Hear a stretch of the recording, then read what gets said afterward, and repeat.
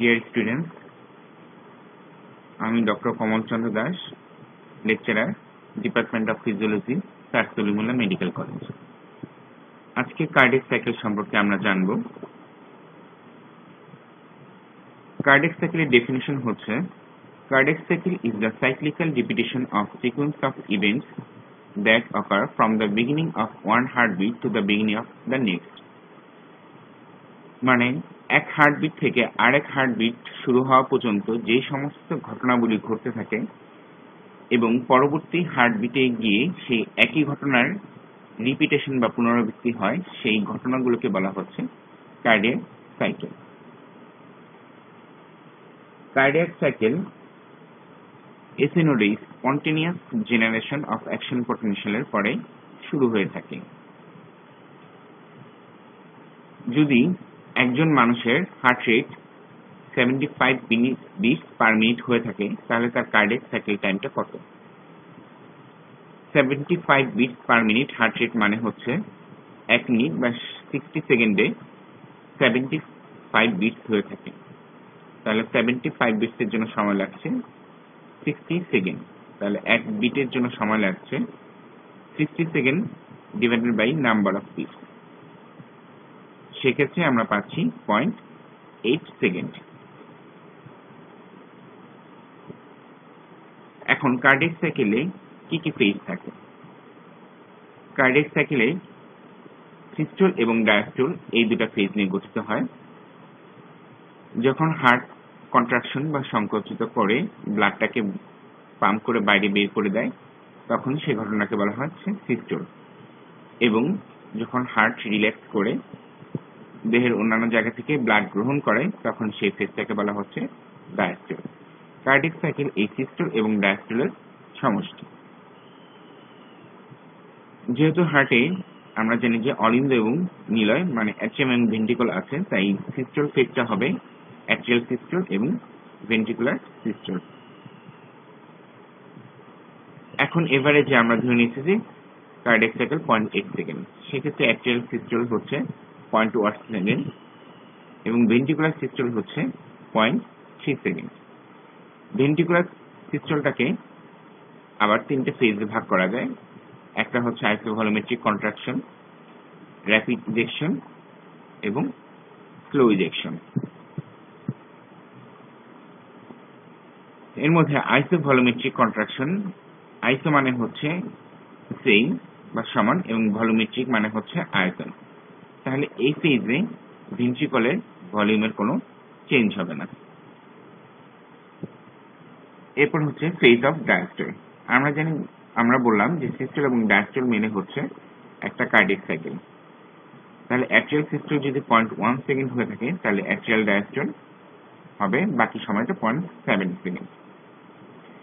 সেই রকম ventricular systole ছিল 0.3 সেকেন্ড, তাহলে ভেন্ট্রিকুলার ডায়াস্টোল হচ্ছে 0.5 সেকেন্ড। ভেন্ট্রিকুলার ডায়াস্টোল আবার protodiastole, isovolumetric relaxation, first rapid filling, slow filling, এটা একটা নাম হচ্ছে ডায়াস্টেসিস, এবং লাস্ট র্যাপিড ফিলিং, এই 5টা ফেজের সমষ্টি। সে আগের মতোই কথা, আইসো মানে হচ্ছে সেম এবং ভলিউম হচ্ছে আয়তন। তাহলে আইসোভলিউমেট্রিক রিল্যাক্সেশন মানে হচ্ছে এই অবস্থায় ভেন্ট্রিকলের ভলিউমের কোনো চেঞ্জ হবে না। এখন কার্ডিয়াক সাইকেলে কি কি ইভেন্ট হয়? কার্ডিয়াক সাইকেলে কিছু চেঞ্জ হয়, সেটা হচ্ছে এক মেকানিক্যাল চেঞ্জ এবং আরেকটা হচ্ছে ইলেকট্রিক্যাল চেঞ্জ। এখন মেকানিক্যাল চেঞ্জের মধ্যে কি কি আছে? অ্যাট্রিয়াসে আমরা জানি যে অ্যাট্রিয়াসে হবে অ্যাট্রিয়াল সিস্টোল এবং অ্যাট্রিয়াল ডায়াস্টোল, ভেন্ট্রিকুলার হবে ভেন্ট্রিকুলার সিস্টোল এবং ভেন্ট্রিকুলার ডায়াস্টোল। আর প্রেসার চেঞ্জ হচ্ছে atrial pressure change, ventricular pressure change, aortic pressure change, pulmonary pressure change. এছাড়া ভেন্ট্রিকুলার ভলিউম চেঞ্জ হচ্ছে, আর হচ্ছে হার্ট সাউন্ড প্রোডাকশন হচ্ছে। এই 5টা হচ্ছে মেকানিক্যাল চেঞ্জ। আর ইলেকট্রিক্যাল চেঞ্জ হচ্ছে এখানে ইলেকট্রিক্যাল চেঞ্জের কারণে ইসিজি রেকর্ড করা যাবে বা ইলেকট্রোকার্ডিয়াম চেঞ্জ আসবে। এখন এই ছবি থেকে কার্ডিয়াক সাইকেলের ইভেন্টগুলো আমরা বুঝতে পারবো। এই প্রথম বৃত্তটা হচ্ছে অ্যাট্রিয়াল ইভেন্ট বা অ্যাট্রিয়াল ফেজটা বোঝাচ্ছে। আমরা ধরে নিয়েছিলাম 0.8 সেকেন্ড হচ্ছে কার্ডিয়াক সাইকেল, এর মধ্যে এই দেখো 0.1 সেকেন্ড হচ্ছে অ্যাট্রিয়াল সিস্টোল, আর বাকি সময়টা হচ্ছে অ্যাট্রিয়াল ডায়াস্টোল। এটা হচ্ছে ভেন্ট্রিকুলার ফেজ। ভেন্ট্রিকুলার সিস্টোল হচ্ছে 0.3 সেকেন্ড। এটাকে আবার 3টা ফেজ ভাগ করেছিলাম, isovolumetric contraction, maximum ejection and reduce ejection. এখানে লক্ষ্য করো, আইসোভলিউমেট্রিক কন্ট্রাকশনে প্রথমে অ্যাট্রিওভেন্ট্রিকুলার ভালভটা ক্লোজ হচ্ছে এবং এই ফেজের শেষে গিয়ে সেমিনুলার ভালভটা ওপেন হচ্ছে। তাহলে এই পুরো ফেজে দুইটা ভালভই আমার ক্লোজ থাকছে। এরপরে সেমিনুলার ভালভটা ওপেন হয়ে যাচ্ছে, কিন্তু অ্যাট্রিওভেন্ট্রিকুলার ভালভটা ক্লোজ থাকছে। ভেন্ট্রিকুলার সিস্টোল এই 0.3 সেকেন্ডে পরে, বাকি 0.5 সেকেন্ড হচ্ছে ভেন্ট্রিকুলার ডায়াস্টোল। ভেন্ট্রিকুলার ডায়াস্টোলের প্রথম ফেজ হচ্ছে প্রোটোডায়াস্টোল, তারপর isovolumetric relaxation, first rapid filling, slow filling by diastasis এবং লাস্ট র্যাপিড ফিলিং, যেটা কনসিডার করে হচ্ছে অ্যাট্রিয়াল সিস্টোলের সাথে। খেয়াল করো, প্রোটোডায়াস্টোলের এখানে এসে সেমিনুলার ভালভ ক্লোজ হয়ে যাচ্ছে এবং বা আইসোভলিউমেট্রিক রিল্যাক্সেশনের প্রথমে সেমিনুলার ভালভটা ক্লোজ হয়ে যাচ্ছে এবং এই আইসোভলিউমেট্রিক রিল্যাক্সেশনের শেষে গিয়ে অ্যাট্রিওভেন্ট্রিকুলার ভালভটা ওপেন হয়ে যাচ্ছে। তাহলে এই সম্পূর্ণ ফেজেই আমার দুইটা ভালভই ক্লোজ থাকছে এবং অ্যাট্রিওভেন্ট্রিকুলার ভালভ ওপেন হওয়ার পরে এখানে শুধু আমার সেমিনুলার ভালভটাই ক্লোজ থাকছে। এখন পরীক্ষার জন্য আমাদের এই ছবিটা আঁকতে হবে। এই ছবিটা আঁকার সময় খেয়াল রাখতে হবে বামে কি থাকবে, আমাদের প্রেসার চেঞ্জ আর ভলিউম চেঞ্জের ইন্ডিকেটর। যদি কার্ডিয়াক সাইকেল আঁকতে বলা হয় তাহলে সম্পূর্ণ ছবিটাই আঁকতে হবে কার্ডিয়াক সাইকেল চেঞ্জে বললে, আর শুধু প্রেসার চেঞ্জ বললে প্রেসার চেঞ্জ বা ভলিউম চেঞ্জ বললে ভলিউম চেঞ্জের ছবিটা আঁকতে হবে। এখন দেখো বাম পাশে প্রেসার চেঞ্জ 0 থেকে 120 মিলিমিটার মার্কারিতে দেওয়া আছে, আর নিচে ভলিউম চেঞ্জটা 50 থেকে 130 মিলিলিটার পর্যন্ত চেঞ্জ দেওয়া আছে। গাঢ় নীল রংটা হচ্ছে ভেন্ট্রিকুলার প্রেসার চেঞ্জটা ইন্ডিকেট করছে। এখন দেখো, প্রথমে এই ঘরগুলো এঁকে নিতে হবে। ঘরের প্রথমে এটা হচ্ছে আইসোভলিউমেট্রিক কন্ট্রাকশন ফেজ। এখানে এসে অ্যারোটিক ভালভটা ক্লোজ ছিল আগে থেকেই, এর সাথে সাথে কোন ভালভটা বন্ধ হচ্ছে, এখানে অ্যাট্রিওভেন্ট্রিকুলার ভালভটাও ক্লোজ হচ্ছে। তাহলে এই ফেজে আমার দুইটা ভালভই ক্লোজ থাকছে, ফলে এখানে কি হচ্ছে, ভলিউমের কোনো চেঞ্জ হচ্ছে না। এটাকে বলা হচ্ছে আইসোভলিউমেট্রিক কন্ট্রাকশন। এখানে ভলিউমের চেঞ্জ হচ্ছে না, তারপরও হার্ট মাসল কন্ট্রাকশন করে এখানে প্রেসার বাড়িয়ে দিচ্ছে, ফলে এখানে কি হচ্ছে, সাডেনলি ভেন্ট্রিকুলার প্রেসার খুব বেড়ে যাচ্ছে। দেখো 0 থেকে প্রায় 80 মিলিমিটার মার্কারি পর্যন্ত। যখন 80 মিলিমিটার মার্কারি পর্যন্ত প্রেসার বেড়ে যাচ্ছে, তখন এখানে অ্যারোটিক ভালভটা ওপেন হয়ে যাচ্ছে, হওয়ার ফলে ভেন্ট্রিকল থেকে ব্লাড অ্যারোটা দিয়ে বের হয়ে আসছে। কিন্তু অ্যারোটা দিয়ে ব্লাড বের হয়ে আসলেও এখানে যেহেতু ভেন্ট্রিকল কন্ট্রাকশন করতে থাকে, তাই প্রেসারটা আরো বাড়তে থাকে। প্রেসার বাড়তে বাড়তে এখানে 120 মিলিমিটার মার্কারি পর্যন্ত চলে যায়। এরপরে ব্লাড আরো বের হয়ে যেতে থাকে বলে এখানে প্রেসারটা আস্তে আস্তে কমতে থাকে। তাহলে ইজেকশন ফেজের শেষে গিয়ে প্রেসার কমে আমার প্রায় 50 মিলিমিটার মার্কারি মতো চলে আসে। এরপর এখানে এসে অ্যারোটিক ভালভটা ক্লোজ হয়ে যায়, আর অ্যাট্রিওভেন্ট্রিকুলার ভালভ ক্লোজ ছিল। আর এটা হচ্ছে আইসোভলিউমেট্রিক রিল্যাক্সেশন ফেজ। যেহেতু দুইটা ভালভই এখানে ক্লোজ, তাই ভেন্ট্রিকল থেকে আর কোনো ব্লাড যেতেও পারছে না বা আসতে পারছে না ভেন্ট্রিকলে। কিন্তু এখানে হার্ট মাসলটা রিল্যাক্স হতে থাকে। সেম ভলিউমে হার্ট মাসল রিল্যাক্স হতে থাকে বলে প্রেশার অনেক ফল করে যায়। ফল করে দেখো আইসোভলিউমেট্রিক রিল্যাক্সেশন ফেজে শেষে এসে একেবারে 0 মিলিমিটার মার্কারের কাছাকাছি চলে আসে। এরপরে এখানে অ্যাট্রিওভেন্ট্রিকুলার ভালভটা ওপেন হয়ে যাচ্ছে, হয়ে গেলে এখানে এরপরে অ্যাট্রিয়া থেকে অ্যাট্রিওভেন্ট্রিকুলার ভালভ হয়ে ব্লাড ভেন্ট্রিকুলে আসতে থাকবে। আসতে আসতে এখানে গিয়ে যখন অ্যাট্রিয়াল সিস্টোলে আসে তখন অ্যাট্রিয়ালের কন্ট্রাকশনে খুব বেশি পরিমাণ ব্লাড হঠাৎ করে ভেন্ট্রিকুলে চলে আসে, তার জন্য এখানে একটু ভেন্ট্রিকুলার প্রেশার রাইজ করে যায়, করে গিয়ে আবার 0-তে প্রায় চলে আসে। তারপরে এখানে কোন ফেজটা আসবে, এই দেখো আইসোভলিউমেট্রিক কন্ট্রাকশন আবার রিপিটেশন হতে যাচ্ছে। তাহলে এখানে কি হচ্ছে, অ্যাট্রিওভেন্ট্রিকুলার ভালভটা আবার ক্লোজ হয়ে যাচ্ছে, আর অ্যাওর্টিক ভালভ তো ক্লোজ ছিলই। তাহলে একটা ক্লোজ চেম্বারের মধ্যে ভেন্ট্রিকলটা থাকে, ভেন্ট্রিকল একটা ক্লোজ চেম্বার হয়ে যায়, ফলে এখানে ভলিউমটা চেঞ্জ হচ্ছে না, কিন্তু ভেন্ট্রিকুলার মাসল কন্ট্রাকশন করতে থাকে। ফলে কি হয়, প্রেশারটা শার্পলি রাইজ করতে থাকে, করে আবার 80 মিলিমিটার মার্কার পর্যন্ত চলে আসে। তারপর আবার ইজেকশন ফেজ, এখানে অ্যাওর্টিক ভালভ ওপেন হয়ে যায়, ফলে ভেন্ট্রিকল থেকে ভালভ আবার অ্যাওর্টা হয়ে যেতে থাকে, কিন্তু যেহেতু এখানে ভেন্ট্রিকুলার কন্ট্রাকশন বেশি থাকে তাই প্রেশার আস্তে আস্তে আরো বাড়তে বাড়তে 120 মিলিমিটার মার্কারি হয়ে যেতে থাকে। এরপরে ভেন্ট্রিকুলে থেকে ব্লাড আরো বের হয়ে যেতে থাকে বলে প্রেশার ফল করতে থাকে এবং এখানে গিয়ে প্রায় নেমে 50 মিলিমিটার মার্কারির মতো হয়ে যেতে থাকে। এরপরে আবার ঠিক আইসোভলিউমেট্রিক রেগুলেশন ফেজ চলে আসে এবং এখানে আবার অ্যাওর্টিক ভালভটা ক্লোজ হয়ে যাচ্ছে আর অ্যাট্রিওভেন্ট্রিকুলার ভালভ ক্লোজ ছিল, ফলে কি হচ্ছে, একটা ক্লোজড ক্যাভিটির মধ্যে ভেন্ট্রিকুল রিল্যাক্স করতে থাকে, ফলে প্রেশার আরো শার্পলি ফল করতে থাকে। তাহলে এই হচ্ছে আমাদের ভেন্ট্রিকুলার প্রেশার চেঞ্জ। এরপরে ঠিক উপরের অ্যাশ কালারের লাইনটা হচ্ছে আমার atrial pressure change. Atrial pressure চেঞ্জে প্রায় 0 মিলিমিটার মার্কারের কাছে থাকে, শুধু এখানে 3টা ওয়েভ থাকবে, এ ওয়েভ, সি ওয়েভ আর ভি ওয়েভ। এতে মনে রাখতে হবে এ দিয়ে অ্যাট্রিয়াল সিস্টোল। এখানে যখন অ্যাট্রিয়ামটা কন্ট্রাক্ট করে তখন এখানে একটু প্রেশার বেড়ে যায়, ফলে অ্যাট্রিয়াল প্রেশার কিছুটা বেড়ে আসে। এরপর হচ্ছে সিটা হচ্ছে কন্ট্রাকশন। কার কন্ট্রাকশন? ভেন্ট্রিকুলার কন্ট্রাকশনের জন্য। ভেন্ট্রিকুলার কন্ট্রাকশনের কারণে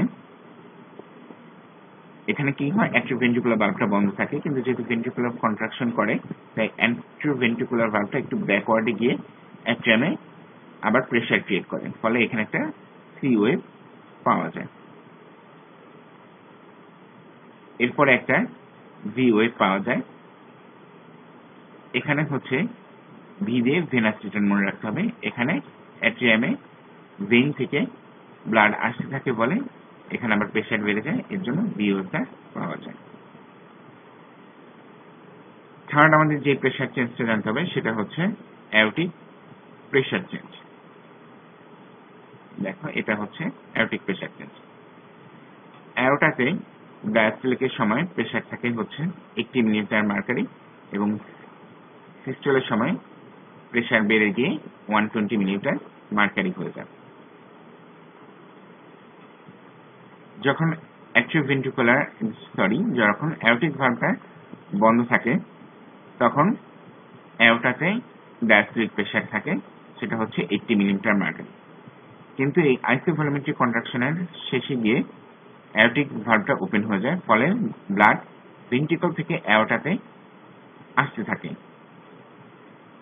এই ব্লাডের কারণে অ্যাওর্টাতে এটা একটা প্রেশার ক্রিয়েট করে, অ্যাওর্টা তখন একটা ব্যাক প্রেশার ক্রিয়েট করে, ফলে ইলাস্টিক রিকয়েলের জন্য অ্যাওর্টার প্রেশার বেড়ে গিয়ে এটা 120 মিলিমিটার মার্কারি পর্যন্ত হয়ে যায়।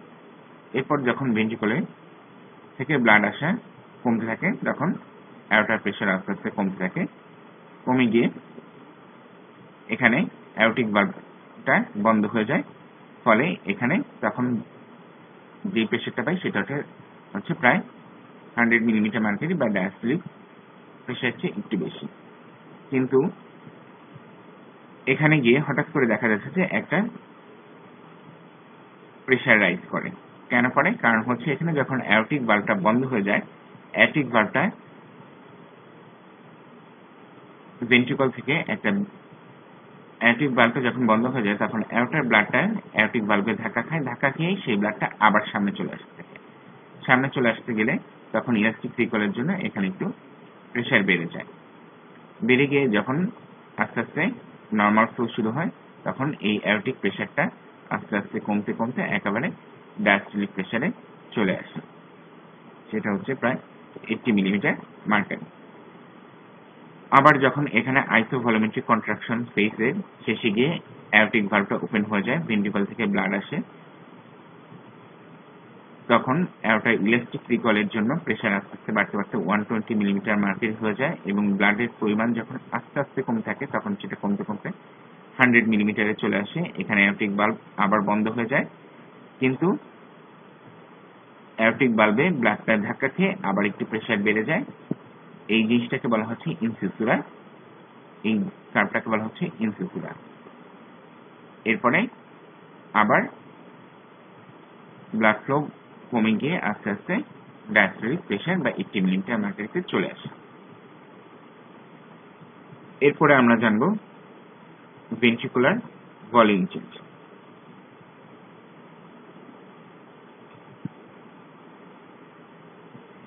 এখানে হচ্ছে ভেন্ট্রিকলে ডায়াস্টল ফেজের শেষ।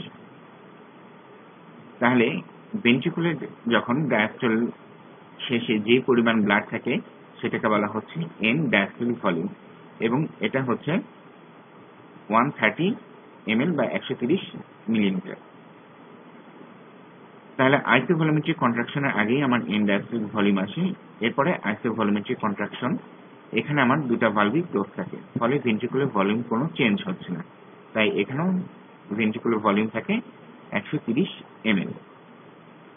এরপর হচ্ছে অ্যাওরটিক ভালভ ওপেন হয়ে যায়, ফলে ভেন্ট্রিকল থেকে ব্লাড এবার অ্যাওরটার দিকে যেতে থাকে। তাহলে কি হবে? ভেন্ট্রিকুলার থেকে ব্লাড যেহেতু অ্যাওরটা যাচ্ছে, ভেন্ট্রিকুলার ভলিউম কমতে থাকবে, কমতে কমতে কমতে কমতে একেবারে প্রায় 50 মিলিমিটার, ইনজেকশনের শেষে গিয়ে 50 মিলিমিটার ভলিউম থেকে যায়। তাহলে এই ইনজেকশনটাকে, এটা হচ্ছে ভেন্ট্রিকুলার সিস্টেম। তাহলে ভেন্ট্রিকুলার সিস্টেমের পরে ভেন্ট্রিকুলে যে ভলিউমটা বা ব্লাড থেকে যায় সেটাকে বলা হচ্ছে এন সিস্টোলিক ভলিউম। এরপর হচ্ছে আইসোভলিউমেট্রিক রেগুলেশন ফেজ। এখানে ভলিউমের কোনো চেঞ্জ হচ্ছে না, যেহেতু এখানে দুইটা ভালভই আমার ক্লোজ থাকে। অ্যাওরটিক ভালভ এখানে ক্লোজ হয়ে যায় আর অ্যাট্রিওভেন্ট্রিকুলার ভালভ আগেই ক্লোজ ছিল। এরপরে কি হচ্ছে? অ্যাট্রিওভেন্ট্রিকুলার ভালভ আমার ওপেন হয়ে যাচ্ছে এবং ভেন্ট্রিকুলার ডায়াফ্রাম শুরু হচ্ছে। অ্যাট্রিওভেন্ট্রিকুলার ভালভ যেহেতু খুলে যাচ্ছে, এরপরে কি হবে? অ্যাট্রিয়া থেকে ব্লাড ভেন্ট্রিকুলে আসতে থাকবে, ফলে ভেন্ট্রিকুলার ভলিউম আস্তে আস্তে বৃদ্ধি পেতে থাকবে বা ইনক্রিজ করতে থাকবে। এরপরে ডায়াস্টোলিক বা স্লো ফিলিং। এরপরে অ্যাট্রিয়াল সিস্টোলে শার্পলি আরো ভলিউম বেড়ে যায় এবং অ্যাট্রিয়াল সিস্টোলের শেষে গিয়ে যে ভলিউমটা থাকে সেটাই হচ্ছে আমার এন্ড ডায়াস্টোলিক ভলিউম বা 130 ml।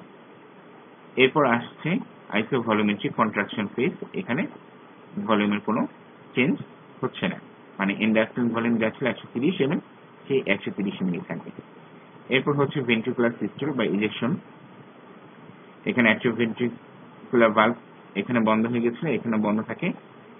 এরপর এখানে অ্যাওরটিক ভালভ খুলে যায়, ফলে ভেন্ট্রিকল থেকে অ্যাওরটা দিয়ে ব্লাড যেতে থাকলে ভেন্ট্রিকুলার ভলিউম কমতে কমতে একেবারে 50 ml এ চলে আসে এবং এখানে ভেন্ট্রিকুলার সিস্টোল শেষ হয়ে যায়। এটাকে বলা হচ্ছে এন্ড সিস্টোলিক ভলিউম। তাহলে এন্ড ডায়াস্টোলিক ভলিউম আমার 130 ml আর এন্ড সিস্টোলিক ভলিউম হচ্ছে 50 ml।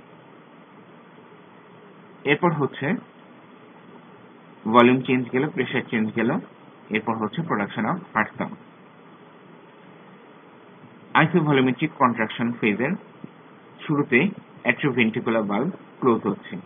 যখন আমরা জোরে দরজা বন্ধ করি তখন কিছু শব্দ হয়, সেই রকম অ্যাট্রিওভেন্ট্রিকুলার ভালভটাও যখন খুব এখানে শার্পলি বন্ধ হয়ে যায় তখন এখানে ধাক্কা হয়, ভাইব্রেশন হয়, সেই ভাইব্রেশনে এখানে যেই একটা হার্ট সাউন্ড তৈরি হয় সেটাকে হচ্ছে ফার্স্ট হার্ট সাউন্ড। তাহলে ফার্স্ট হার্ট সাউন্ড কিসের জন্য হচ্ছে? Because of closing of atrioventricular valve. এবং এটা হচ্ছে ভেন্ট্রিকুলার সিস্টুলার শুরুর দিকেই হচ্ছে। এরপর কোথায় হচ্ছে? ভেন্ট্রিকুলার সিস্টুলার শেষে। শেষে এবার কি হচ্ছে? অ্যারোটিক ভালভ বা সিমিনুলার ভালভগুলো আমার ক্লোজ হয়ে যাচ্ছে। তাহলে এই ভালভগুলো যখন ক্লোজ হয়ে যাচ্ছে তখন এখানে ভাইব্রেশন হচ্ছে। ভাইব্রেশন হওয়ার জন্য এখানে সেকেন্ড হার্ট সাউন্ড প্রোডাকশন হচ্ছে।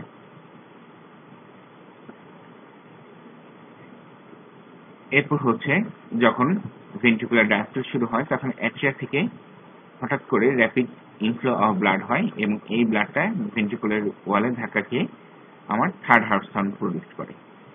এছাড়াও অ্যাট্রিয়াল সিস্টেমের সময় আরেকটা হার্ট সাউন্ড তৈরি হয়, সেটাকে বলা হচ্ছে ফোর্থ হার্ট সাউন্ড। তাহলে এখান থেকে আমরা কি দেখলাম? ভেন্ট্রিকুলার সিস্টলে কিভাবে ইন্ডিকেট হচ্ছে? ফার্স্ট হার্ট সাউন্ডে ভেন্ট্রিকুলার সিস্টলটা ইন্ডিকেট করছে এবং সেকেন্ড হার্ট সাউন্ডে ইন্ডিকেট করছে ভেন্ট্রিকুলার ডায়াস্টল। এরপর এই কারণগুলোর হচ্ছে হার্টের মাসলের ডিপোলারাইজেশন এবং রিপোলারাইজেশন হচ্ছে, মানে অ্যাকশন পটেনশিয়ালের জন্য। যেহেতু এটা ইলেকট্রিক্যাল ইভেন্ট তাই হার্টে ইলেকট্রিক্যাল চেঞ্জ হচ্ছে, যেটা আমরা ইসিজি রেকর্ডের মাধ্যমে পেতে পারি। ইসিজি রেকর্ডে আমরা দেখি যে এখানে পি ওয়েভ, কিউআরএস কমপ্লেক্স এবং টি ওয়েভ পাওয়া যায়। পি ওয়েভটা ইন্ডিকেট করে ভেন্ট্রিকুলার ডিপোলারাইজেশন,